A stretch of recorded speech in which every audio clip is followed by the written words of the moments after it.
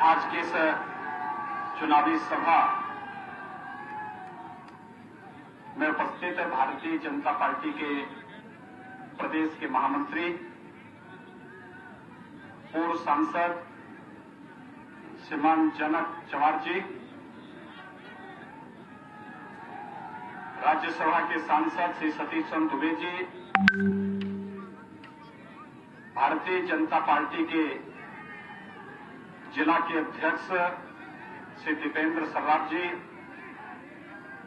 जदयू के अध्यक्ष श्रीमान शत्रुघ्न कुशवाहा जी, बीआईपी के जिला के अध्यक्ष श्री विजय चौधरी जी, भारतीय जनता पार्टी के सभी पदाधिकारीगण श्री शैलेंद्र मिश्रा जी, मनोज कुमार सिंह जी, कृष्णा पासवान जी, विजय रंजन चौबे जी, अनिल गुप्ता जी, मुन्ना तिवारी जी, पतन केसरी जी, मनोज कुमार राय जी, रामेश्वर चौरसिया जी, अखिलेश आजाद जी, अभिषेक गुप्ता जी, बबलू गुप्ता जी, शैलेंद्र सिंह जी, अनिल झा जी और भारतीय जनता पार्टी के लोकप्रिय प्रत्याशी श्री उमाकांत सिंह जी, भारी संख्या में चनपटिया विधानसभा क्षेत्र से जुड़े हुए मेरे सभी मतदाता भाइयों बहनों, दुनिया के सबसे पहले महाकाव्य रामायण को देने वाले आदि कवि महर्षि वाल्मीकि की साधना भूमि को मैं नमन करता हूं।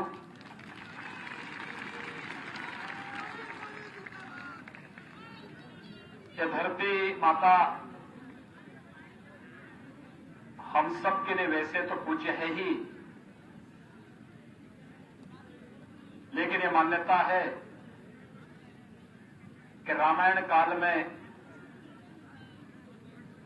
माता सीता की समस्थली के रूप में भी इस धरती को यह सौभाग्य प्राप्त हुआ कि उस कालखंड के सुनहरे दौर को सजोने का अवसर इस पश्चिमी चंपारण क्षेत्र की जनता को प्राप्त हुआ है।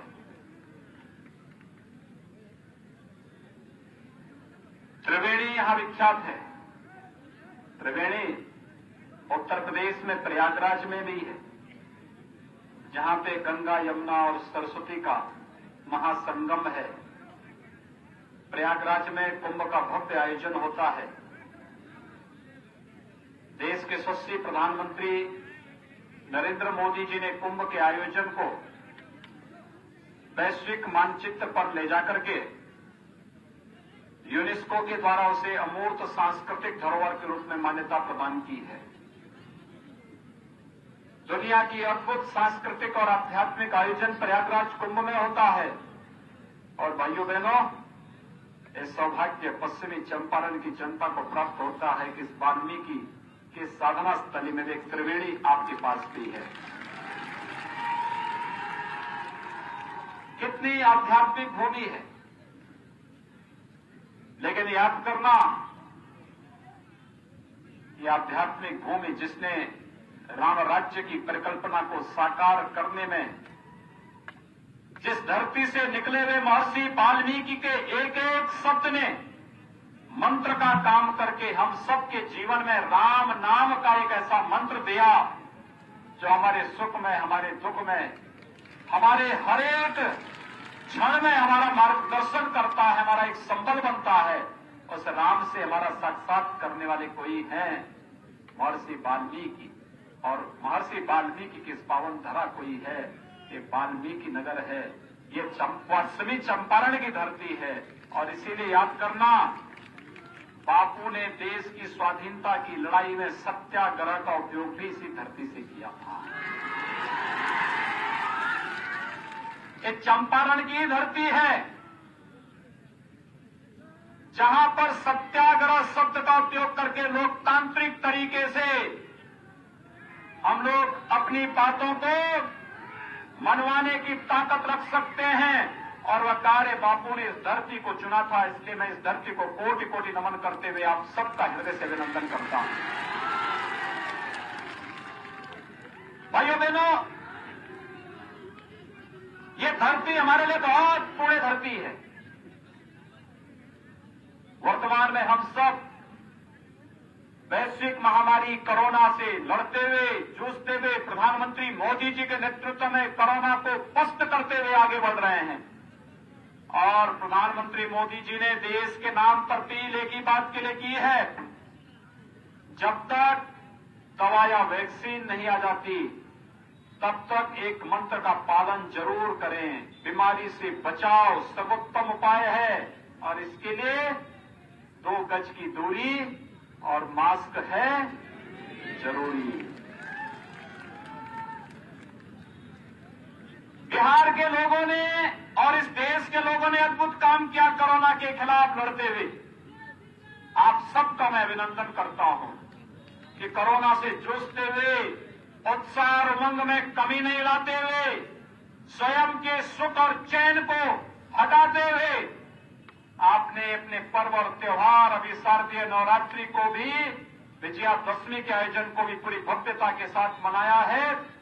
और लोकतंत्र के इस पर्व में भी इतनी भारी संख्या में यहां पर उपस्थित होकर के अपने आप को लोकतंत्र के प्रति अपनी प्रतिबद्धता को दोहराने का कार्य भी आप कर रहे हैं। यह अद्भुत संगम है, क्योंकि संगम की धरती है। और इसीलिए कोरोना कालखंड में जब दुनिया पस्त थी, तब प्रधानमंत्री मोदी जी के नेतृत्व में भारत मजबूती से अपने गरीबों के लिए, अपने किसानों के लिए, अपने नौजवानों के लिए, महिलाओं के लिए नई नई योजनाओं को बनाने का कार्य कर रही थी।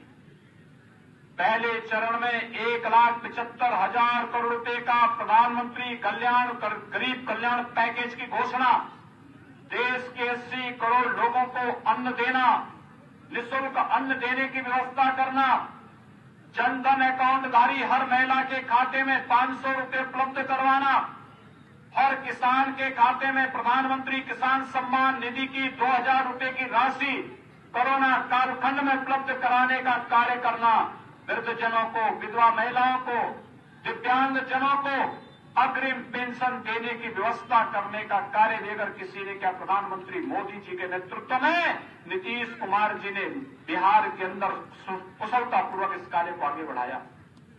कल्पना करिए, जो बिहार की धरती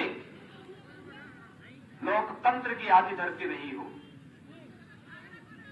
जिस धरती ने वैशाली जैसा साम्राज्य दिया हो, पाटलिपुत्र जैसा साम्राज्य दिया हो, दुनिया के अंदर भारत के स्वर्ण युग की शुरुआत करने वाली बिहार की धरती और रामायण काल का स्मरण कराने वाली ये धरती, गांधी जी के सत्याग्रह का स्मरण कराने वाली धरती को 15 वर्ष पहले कांग्रेस और राजद की सरकार ने अराजकता और जंगल राज में बदलने का काम किया था। और जंगल राज और अराजकता में इस कदर बचाने का काम किया था कि इस पार्टी में जंगल पार्टी भी हावी हो गई थी। भाइयों बहनों, आप सबको मैं वास्तव में अभिनंदन करूंगा, आपका स्वागत करूंगा कि आपने इस जंगल राज को समाप्त करके नीतीश कुमार जी के नेतृत्व में विकास और सुशासन को मजबूती से आगे बढ़ाने का कार्य किया। बिहार के सामने 15 वर्ष पहले राजद ने जो एक विश्वास का संकट खड़ा किया था, पहचान का संकट खड़ा किया था, आज बिहार का हर नौजवान अपनी पहचान और अपने विश्वास के अंदर, अपनी प्रतिभा के बल पर दुनिया के अंदर अपनी धमक दिखा रहा है। जहां भी, जिस भी क्षेत्र में बिहार के नौजवानों को अवसर मिला, उसने पूरी मजबूती के साथ अपनी प्रतिभा का परिचय दिया। और उत्तर प्रदेश और बिहार तो अपने आप को अलग कर ही नहीं सकते, ये तो चोली दामन का संबंध है। बिहार जब भी पहचान होगी तो कोरोना कालखंड में आपने देखा होगा, हो सकता है महाराष्ट्र के अंदर, दिल्ली के अंदर बिहार के नागरिकों को पलायन करने के लिए मजबूर होना पड़ा हो, लेकिन जैसे उत्तर प्रदेश में उन्होंने प्रवेश किया, उन्होंने पानी के लिए व्यवस्था, उनके लिए भोजन की व्यवस्था, उत्तर प्रदेश परिवहन निगम की बसेस से उनको सुरक्षित पहुंचाने की व्यवस्था का आदेश हमने किया था। लोग हमसे पूछते थे कि आखिर आप इतना चिंता क्यों कर रहे हैं। मैं कहता था भाई देखो मेरी ये ड्यूटी है। कहते थे क्यों? मैं कहता था देखो वे मां सीता के मायके के लोग हैं।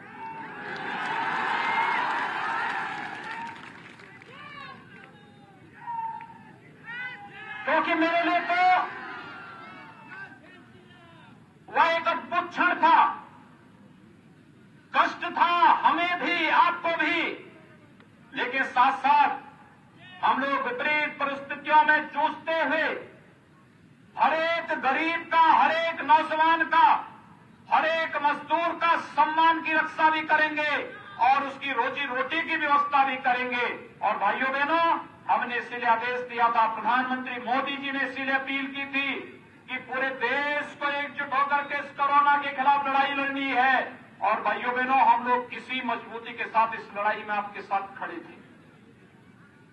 आज मैं आपके बीच इसीलिए आया हूं, बिहार में जंगल राज पैदा करने वाले लोग एक बार फिर से आप लोगों को रोजगार का झुनझुना दिखा करके जनता की आंखों में धूल झोंकने का कार्य कर रहे हैं। आप सब जानते हैं ये लोग वही लोग हैं जिन लोगों ने 15 वर्ष पहले गरीब को मकान, गरीब को विद्युत कनेक्शन, गरीब को रसोई गैस का कनेक्शन, गरीब को स्वास्थ्य की सुविधा, गरीब को खाद्यान्न देने की बजाय ये तो नहीं दे पाए। लेकिन भाइयों बहनों, मूक पशुओं के चारे को भी जो लोग हजम कर गए हों, वे लोग आज रोजगार का झुनझुना दिखाने का प्रयास कर रहे हैं।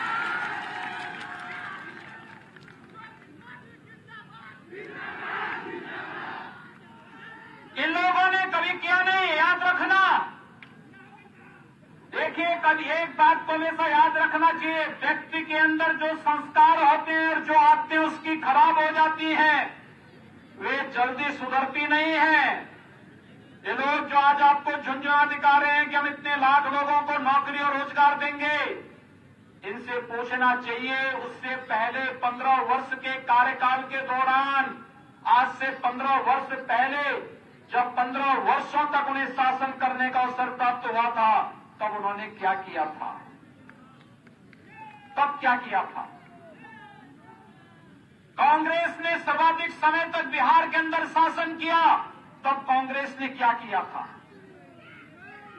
भाइयों बहनों, विकास में कोई बाधक है तो बाधक है जातिवाद की राजनीति, क्षेत्र और मत और मजहब के आधार पर राजनीति। अगर हमें विकास और हर एक चेहरे पर खुशहाली लानी है, इन नौजवानों के जीवन को और इनके जीवन को मंगलमय बनाना है, समृद्धमय बनाना है, तो हमें जातिवाद की राजनीति से, क्षेत्र और मत मजहब की राजनीति से उबर उठ करके कार्य करना पड़ेगा। इसके लिए मजबूती के साथ आगे आना पड़ेगा। और जिस दिन हम इस मजबूती के साथ आगे आने का कार्य करेंगे, मैं विश्वास के साथ कह सकता हूं, कोई आपका फिर शोषण नहीं कर पाएगा, कोई नहीं कर पाएगा। नहीं तो जाति और मजहब की राजनीति, तुष्टीकरण की राजनीति कहीं पर किसी माफिया को पनपाती है, कहीं पर किसी अपराधी को पनपाती है, और ये अपराधी और माफिया अंत में जनता का, किसानों का, नौजवानों का, व्यापारियों का उत्पीड़न करते हैं, उनका शोषण करते हैं। इनको कभी नहीं पनपने देना। हमने तो उत्तर प्रदेश के अंदर एक ही नारा लगाया है, एक ही कार्य हो रहा है, अपराध और अपराधियों के प्रति जीरो टॉलरेंस। अगर कोई अपराध करेगा, अपराधियों को संरक्षण देगा। किसी गरीब का, किसी किसान का, किसी व्यापारी का संपत्ति को जबरन कब्जा करेगा तो उसके घर पर बुलडोजर चलाने की तैयारी कर दो।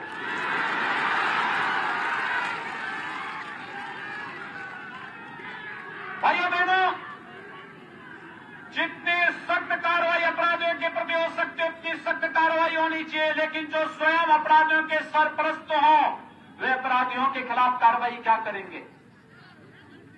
याद करिए, मोदी जी ने देश के अंदर प्रधानमंत्री बनने के बाद देश के अंदर राजनीति की धुरी को बदला है। आज भारत का सम्मान दुनिया के अंदर बढ़ा है, इसलिए क्योंकि मोदी जी जैसा यशस्वी प्रधानमंत्री भारत के पास है। याद करिए 2014 के पहले कांग्रेस और राजद के नेतृत्व की यूपीए सरकार केंद्र में कार्य करती थी। रोज नए घोटाले आते थे, कभी स्पेक्ट्रम घोटाला, कभी कोयला घोटाला, कहीं खाद्यान्न घोटाला, कहीं पे कोई और घोटाला। रोज नए घोटाले आते थे, कॉमनवेल्थ का घोटाला, नए नए घोटाले आते थे। भारत का पैसा स्विच बैंकों में जमा होता था, गरीबों के पास भारत का पैसा नहीं पहुंचता था। प्रधानमंत्री मोदी जी ने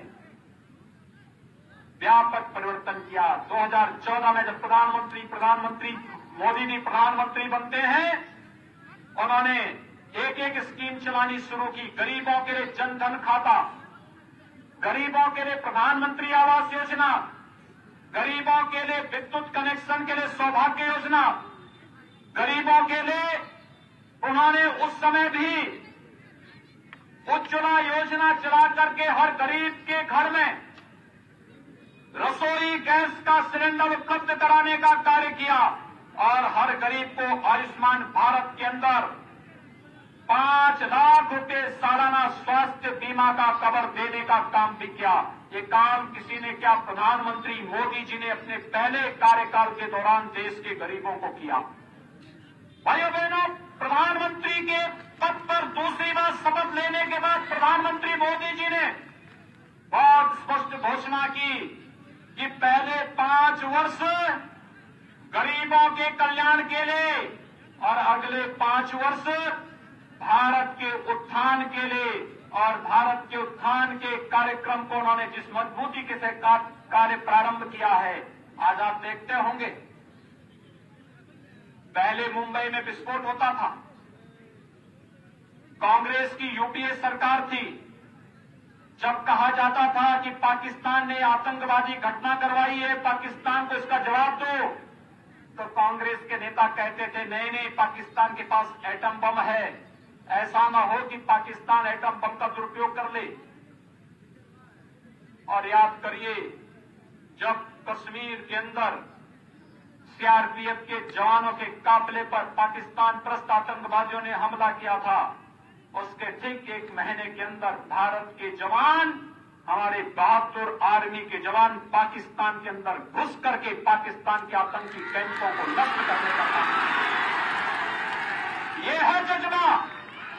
जैसे को तैसे का जवाब देने का यह कार्य कोई कर सकता है तो मोदी जी कर सकते हैं, भारतीय जनता पार्टी कर सकती है। भाइयों बहनों, एक भारत श्रेष्ठ भारत की इस परिकल्पना को साकार किया है मोदी जी ने। आज पश्चिमी चंपारण के लोग भी चाहेंगे कि उन्हें जम्मू कश्मीर के अंदर अपने लिए एक मकान बनाना है। कोई माई का लाल आपको रोक नहीं सकता, आप भी वहां पर अपनी जमीन खरीद सकते।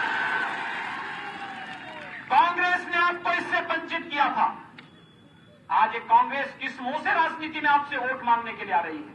ये ना आपको जमीन दे सकती है, ये ना आपको मकान दे सकती है। इसने ना केवल इसने गरीबों को शौचालय नहीं दिया, इसने गरीबों को विद्युत कनेक्शन नहीं दिया, इसने गरीबों को रसोई गैस से वंचित रखा, ये गरीबों को स्वास्थ्य सुविधा से वंचित की, गरीबों को खाद्यान्न की सुविधा से वंचित की। इस मुंह से ये वो लोग आज वोट मांगने के लिए आ रहे हैं। लेकिन मोदी जी ने एक व्यवस्था कर दी, कश्मीर से धारा 370 को सदैव के लिए समाप्त कर दिया। कश्मीर से धारा 370 का समाप्त होने का मतलब आप जानते हैं, आतंकवाद की ताबूत पर अंतिम कील ठोकना। आतंकवाद के लिए भारत की धरती पर कोई जगह नहीं। यह कार्य अगर किसी ने किया, प्रधानमंत्री मोदी जी ने कहा है। और भाइयों बहनों, आज यही अपील करने के लिए मैं आपके बीच आया हूं। भारत की धरती आतंकवाद की धरती नहीं बन सकती। भारत की धरती राम, कृष्ण और शंकर की धरती है। भारत की धरती हमारे स्वतंत्रता संग्राम सेनानियों की धरती है। भारत की धरती हमारे ऋषि मुनियों की धरती है। भारत की धरती पर आतंकवाद और नक्सलवाद के लिए कोई जगह नहीं होगी। यही भारतीय जनता पार्टी का एक संकल्प है। सबकी सुरक्षा, सबका सम्मान, यही तो हमारा संकल्प है। और इसी संकल्प के साथ आज हम सब इस चुनावी समर में आपके बीच आए हैं। बिहार की अस्मिता और बिहार की पहचान को देश स्तर पर एक बार फिर से पुनर्स्थापित किया है नीतीश कुमार जी के नेतृत्व में एनडीए सरकार ने। नहीं तो 15 वर्ष पहले यहां का नौजवान अपनी पहचान छुपाता था, लेकिन आज हर बिहारी गर्व के साथ कह सकता है मैं बिहार का नागरिक हूं। ये बिहार के लिए गौरव की बात होनी चाहिए। बिहार में डॉक्टर राजेंद्र प्रसाद जी जैसा महान स्वतंत्रता संग्राम सेनानी दिया। बिहार ने देश का प्रथम राष्ट्रपति बिहार में दिया। और यही नहीं, जब कांग्रेस ने लोकतंत्र के गले को घोंटने का काम किया था, तब देश के अंदर समग्र क्रांति का आह्वान भी इसी बिहार की धरती में जयप्रकाश बाबू के नेतृत्व में ही हुआ था। ये बिहार की धरती है। भाइयों बहनों, मैं आपसे यही अपील करने के लिए आया हूं। बिहार की धरती कहीं भी अराजकता और जंगल राज को बर्दाश्त नहीं कर सकती, और इसीलिए आप सबसे अपील करने के लिए आया हूं। मैं पिछली बार आया था चुनाव प्रचार के दौरान, डॉक्टर संजय जायसवाल जी भारतीय जनता पार्टी के प्रत्याशी। मैं आभारी हूं, संजय जायसवाल जी को भारी मतों से लोगों ने चुनाव जिता करके भेजा था। आज वे प्रदेश के लोकप्रिय अध्यक्ष के रूप में अपना कार्य कर रहे हैं, भारतीय जनता पार्टी के प्रदेश अध्यक्ष के रूप में अपना कार्य कर रहे हैं। बहुत मजबूती के साथ, पूरी प्रतिबद्धता के साथ भारतीय जनता पार्टी को और एनडीए को जिताने के लिए लगे हुए हैं। और भाइयों बहनों, जब मैं उस समय आया था भारतीय जनता पार्टी के प्रत्याशियों के चुनाव समर्थन में, लोकसभा चुनाव के दौरान आया था, तब यहां के लोग मुझसे एक बात कहते थे कि योगी जी बताओ कि आप उत्तर प्रदेश में हैं, उत्तर प्रदेश के मुख्यमंत्री हैं, आप लोग नारा लगाते थे कि रामलला हम आएंगे, मंदिर वहीं बनाएंगे। अब बताइए, एक बात और बताइए, क्या तारीख भी बताएंगे? यही तो कहते थे लोकसभा चुनाव में लोग। भाइयों बहनों, हम तारीख बताने नहीं, हम तो कार्य करके आपके बीच आए हैं। 5 अगस्त 2020 को देश के यशस्वी प्रधानमंत्री आदरणीय मोदी जी ने अयोध्या में भगवान राम के भव्य मंदिर के निर्माण कार्य का शुभारंभ कर दिया है ना। 5 अगस्त 2020 को अयोध्या में मंदिर का निर्माण कार्य प्रारंभ हो चुका है अयोध्या में। और मेरी हार्दिक इच्छा थी बिहार के हर गांव से आमंत्रण देने की, मेरी इच्छा थी कि हर गांव का प्रतिनिधित्व हो। लेकिन भाइयों बहनों, चूंकि कोरोना था, भीड़ नहीं होने देनी थी, हमने लाइव प्रसारण करवाया था। आपने देखा होगा, रामलला को जब चैत्र नवरात्रि के प्रथम प्रतिपदा के तिथि के दिन मैंने स्वयं अपनी गोदी में उठा करके नए मंदिर में विराजमान करवाया था, और तिथि आपको याद होगी। और 20 अगस्त 2020, 5 अगस्त 2020 को जब प्रधानमंत्री मोदी जी के कर कमलों से अयोध्या में भगवान राम के भव्य मंदिर के निर्माण कार्य का शुभारंभ किया था, वह तिथि भी आपके सामने थी। भाइयों बहनों, यह अद्भुत क्षण था। 500 वर्षों के बाद यह अवसर हमारे सामने किसके कारण आया? क्या कांग्रेस के कारण? क्या राजद के कारण? क्या किसी अन्य लोगों के कारण? किसके कारण? तो काम वही लोग कर सकते हैं। याद रखना, हम जो कहेंगे वो करके दिखाएंगे भी। बोलने में विश्वास कम करते हैं, करके दिखाने में विश्वास करते हैं, और यही भारतीय जनता पार्टी की पहचान है। भाइयों बहनों, इसीलिए आज मैं आपके बीच आया हूं। भारतीय जनता पार्टी ने इस विधानसभा क्षेत्र से, चनपटिया विधानसभा क्षेत्र से श्री उमाकांत सिंह जी को अपना प्रत्याशी बना करके आपके बीच में दिया है। वे जुझारू हैं, योग्य हैं, जनता की सेवा के लिए पूरी प्रतिबद्धता के साथ कार्य करने के लिए अपने आप को समर्पित किए हैं। लोग जाति, मत और मजहब के नाम पर आपके बीच आ रहे होंगे, लेकिन ये आपकी पहचान को समाप्त करने की एक साजिश है। जो लोग जातिवाद का नारा दे करके आपको गुमराह करके, रोजगार का नारा देकर के आपको गुमराह करने का कार्य कर रहे हैं, ये लोग पुनः बिहार के अंदर जंगल राज लाना चाहते हैं, भ्रष्टाचारी राज को पुनर्स्थापित करना चाहते हैं, यहां के व्यापारियों का, यहां के किसानों का फिर से शोषण करके जंगल राज ला करके जंगल पार्टी को पुनर्जीवित करना चाहते हैं।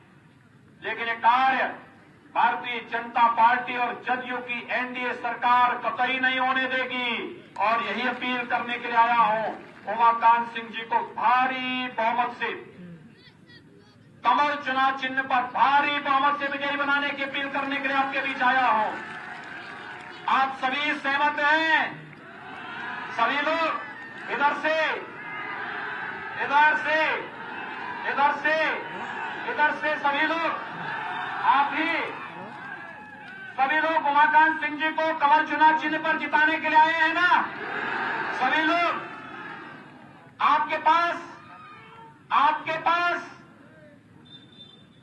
पास स्मार्टफोन है ना?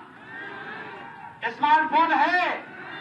भाइयों बहनों, जितनी बड़ी संख्या आपकी है, जितनी बड़ी संख्या आपकी यहां पर उपस्थित हुई है, ये इतनी बड़ी संख्या अगर संकल्प ले लेगी तो केवल इस विधानसभा सीट ही नहीं बल्कि पूरे पश्चिमी चंपारण और पूर्वी चंपारण की सभी सीटें एनडीए के प्रत्याशियों को जिताने की सामर्थ्य आप लोग रखते हैं। टेक्नोलॉजी का समय है। मैंने जो आपसे पहले भी कहा, कोरोना से भी बचाव करना है। कोरोना से बचाव किस रूप में? 2 गज की दूरी और मास्क जरूरी का इस्तेमाल करते हुए, लेकिन साथ साथ प्रचार में टेक्नोलॉजी का उपयोग करते हुए। टेक्नोलॉजी का उपयोग किस रूप में हम लोग करेंगे?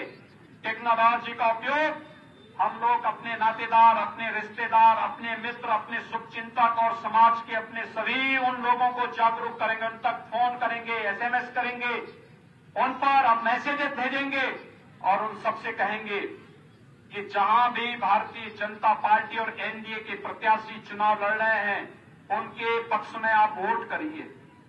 टोली, छोटी छोटी टोली बना करके 5 कार्यकर्ताओं का, 3 कार्यकर्ताओं की टोली बना करके घर घर जाकर के हम लोगों से अपील करेंगे कि हमें भारतीय जनता पार्टी, जदयू और एनडीए के प्रत्याशियों को विजयी बनाने के लिए कार्य करना है। क्या आप इसके लिए सहमत हैं?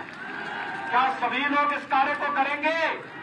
भाइयों बहनों, आपका ये संकल्प बहुत मजबूत संकल्प है, और मजबूत संकल्प इसलिए है क्योंकि कोरोना से जूझते हुए मैं तो वास्तव में ताज्जुब कर रहा था जब मैं बिहार में चुनाव प्रचार के लिए निकला। मुझसे लखनऊ में लोगों ने पूछा कि बिहार में जा रहे हैं, कोरोना कालखंड में सभा होगी, कितने की भीड़ होगी? तो मैंने कहा, भाई 2000-2500 लोगों को हम बुलवाएंगे, सभा उनके बीच करेंगे।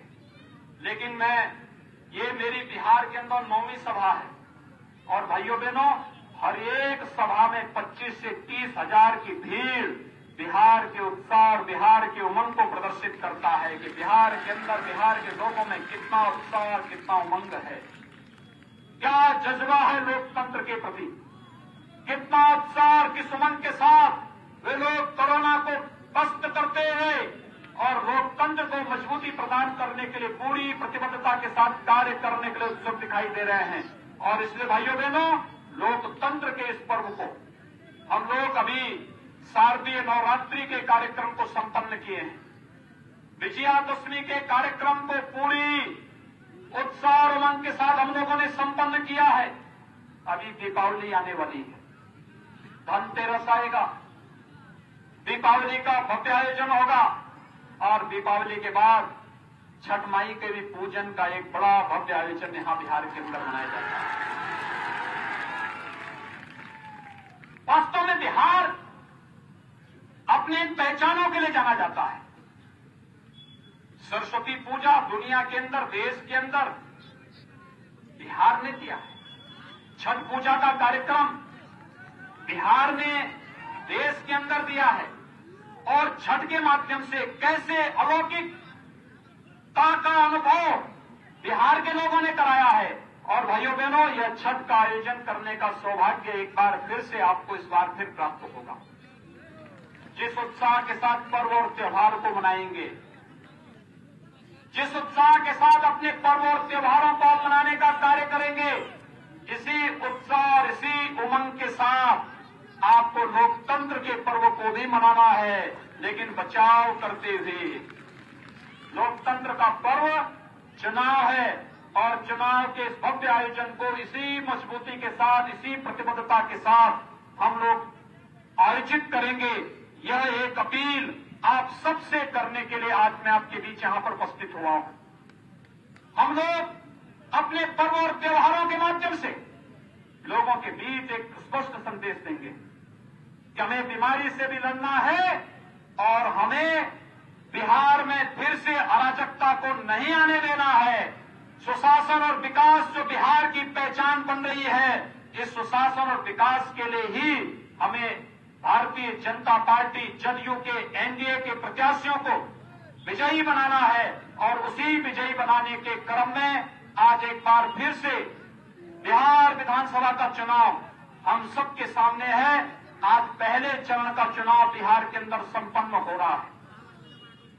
बड़े व्यापक पैमाने पर लोग चुनाव मतदान में भाग ले रहे हैं। दुनिया के अंदर पहला चुनाव है, आप देख सकते हैं। दुनिया के अंदर पहला चुनाव बिहार विधानसभा का चुनाव होने जा रहा है।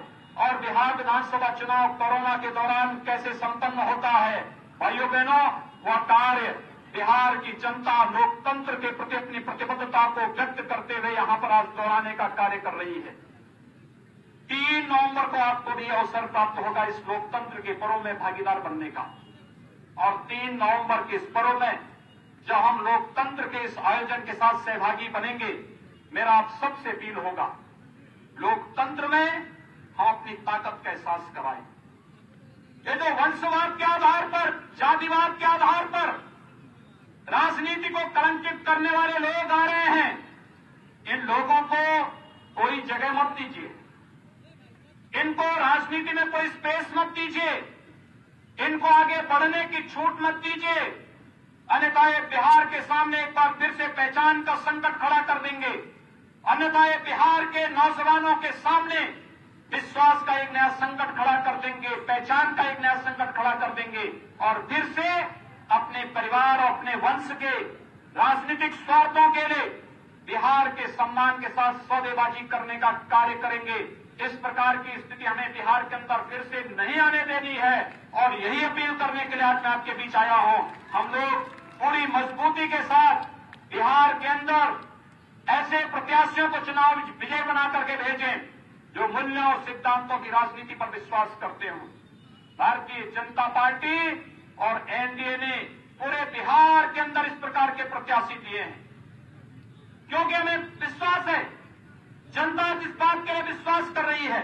हम उत्तर में जाते हैं, पश्चिम में जाते हैं, दक्षिण में जाते हैं, पूर्व में जाते हैं, जहां कहीं भी जाते हैं, पूरे देश के अंदर जनता के मन में एक भाव है और वह भाव है प्रधानमंत्री मोदी जी के नेतृत्व में देश सुरक्षित है और मुख्यमंत्री नीतीश कुमार जी के नेतृत्व में बिहार सुशासन और विकास के एक नए मॉडल के रूप में प्रस्तुत हो रहा है।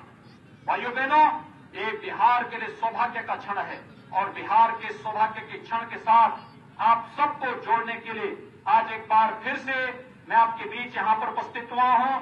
भारतीय जनता पार्टी ने आपसे जो वायदे किए थे, उन वायदों को एक बार फिर से आपके सामने भारतीय जनता पार्टी ने करके दिखाया है। किसी भी फील्ड के कार्य हो, किसी भी क्षेत्र के हो, गरीबों के कल्याण के कार्य हो, महिलाओं के उत्थान के कार्य हो, देश की सुरक्षा का कार्य हो, आतंकवाद और नक्सलवाद को समाप्त करने का कार्य हो, या फिर अयोध्या में भगवान राम के भव्य मंदिर के निर्माण का कार्य हो, ये भारतीय जनता पार्टी ने करके दिखाया है। हमने केवल पूरी घोषणाएं नहीं की हैं, हमने जो कहा था सो करके दिखाया है, और जो करके दिखाया है आने वाले समय में भी हम इस बात के लिए आश्वासन देने के लिए आए हैं, जो आपकी सोच है वही हमारी भी सोच है, अलग नहीं है। क्योंकि यहां पे केवल मन नहीं, यहां पे तो दिल भी मिले हुए हैं, और जब दिल मिले हैं तो ही भाजपा दिल्ली के अंदर केंद्र की सत्ता का संचालन कर रही है, क्योंकि देश के 135 करोड़ लोगों के हितों के लिए हमें कार्य करना है। 135 करोड़ लोगों के हितों के लिए कार्य करने वाली भारतीय जनता पार्टी आज आपके बीच में जिस मजबूती के साथ कार्य करती हुई दिखाई दे रही है, भाइयों बहनों, आज उसका परिणाम है हर गरीब को मकान देने का कार्य हो रहा है। प्रधानमंत्री आवास योजना, कल्पना करिए, आजादी के बाद 70 वर्षों में कांग्रेस नहीं दे पाई, तमाम दलों की सरकारें, यूपीए की सरकार आई, नहीं कर पाई, लेकिन भारतीय जनता पार्टी के नेतृत्व में मोदी जी ने मात्र 6 वर्ष में 3 करोड़ गरीबों को एक एक आवास देने का कार्य कर दिया। भाइयों बहनों, 10 करोड़ गरीबों को एक एक शौचालय देने का कार्य मोदी जी ने किया। 4 करोड़ गरीबों को विद्युत के निःशुल्क कनेक्शन देने का कार्य मोदी जी ने किया। 8 करोड़ गरीबों को रसोई गैस का कनेक्शन उपलब्ध करवाने का कार्य मोदी जी ने किया। 12 करोड़ किसानों को, भाइयों बहनों, 12 करोड़ किसानों को प्रधानमंत्री किसान सम्मान निधि देने का काम मोदी जी ने किया। प्रधानमंत्री मुद्रा योजना में 15 करोड़ गरीबों को आर्थिक स्वावलंबन की ओर ले जाने का कार्य मोदी जी ने किया, और 35 करोड़ गरीबों के लिए जन धन योजना में अकाउंट खोलने का कार्य मोदी जी ने किया। और भाइयों बहनों, 50 करोड़ गरीबों को आयुष्मान भारत में 5 लाख रुपए की स्वास्थ्य बीमा का कवर भी देने का काम मोदी जी ने आपके लिए किया। मैं नारी गरिमा की रक्षा के लिए हर गरीब परिवार के घर में, संजय जायसवाल जी आपके प्रदेश अध्यक्ष जी आ गए हैं, जोरदार स्वागत करिए संजय जी का।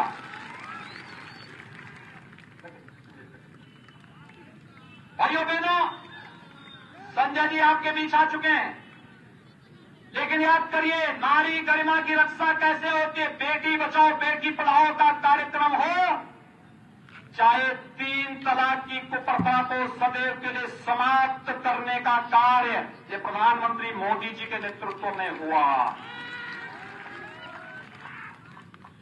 और चाहे हर गरीब के घर में शौचालय देकर के नारी गरिमा की रक्षा का कार्य भी प्रधानमंत्री मोदी जी ने किया। और भाइयों बहनों, चाहे आतंकवाद को समाप्त करने का कार्य हो, या फिर अयोध्या में भगवान राम के भव्य मंदिर के निर्माण के कार्य को आगे बढ़ाने का कार्य प्रधानमंत्री मोदी जी के नेतृत्व में संपन्न हो चुका है। और इसीलिए आज मैं आप सबसे अपील करूंगा कि इतनी भारी संख्या में अपने प्रदेश अध्यक्ष के सामने दोनों हाथ उठा करके आप मेरे साथ बोलेंगे, दोनों हाथ उठाएंगे मेरे साथ में, जय जय श्री राम, जय जय श्री राम।